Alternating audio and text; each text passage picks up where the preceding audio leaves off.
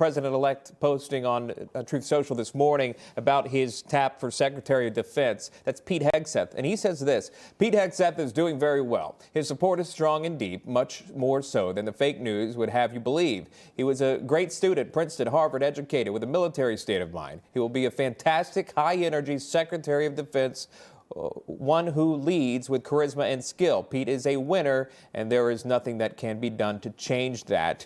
So he's standing by Pete Hegseth, and you stood by him here showing your own support for Pete. Can you maybe share with the viewers now, because many are reading a lot of allegations, things that are said about Mr. Hegseth moving forward in this nomination process. What did you learn from talking to him one-on-one? Well, first of all, really what an extraordinary individual he is.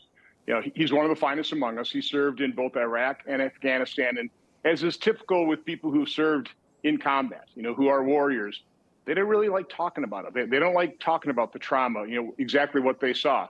So I didn't press him too hard on that, but you can tell that's certainly in his background.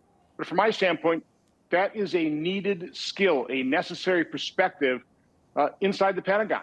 It would be nice to have a warrior, a war fighter, somebody who actually understands what the troops are going through, you know, what they're having to do, you know, on command of these generals and you know, other higher ups. And so, you know, does he have all the skill sets? Nobody does.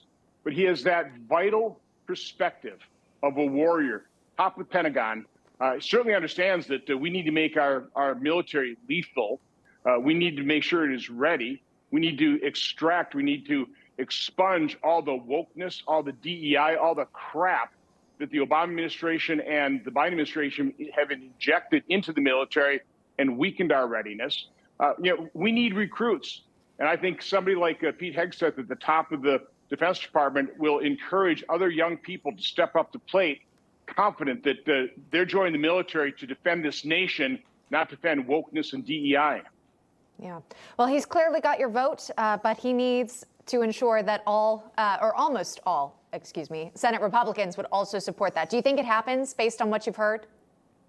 I think it does, again, because he's very convincing in person. Yeah. And let's face it, I think most Republican senators realize that President Trump won a convincing victory. It's up to him to decide who's in his cabinet. And our default position should be, unless there's some disqualifying fact, and I do not think there is, you know, Republicans ought to understand that they cannot believe a word the legacy corporate media reports. Yeah. You know, if we haven't learned that lesson, shame on us. But President Trump deserves the people that he wants to serve in his administration to serve in his administration, and it's our job to confirm those folks. Yeah, a lot of anonymous reports at this point. Pete has denied what's been in the media for the majority of it. We'll wait and see what happens. Wisconsin Senator Ron Johnson joining us this morning. Thank you, sir. Have a great day. You too. Information. Truth is freedom. Is Newsmax. It's real news for real people.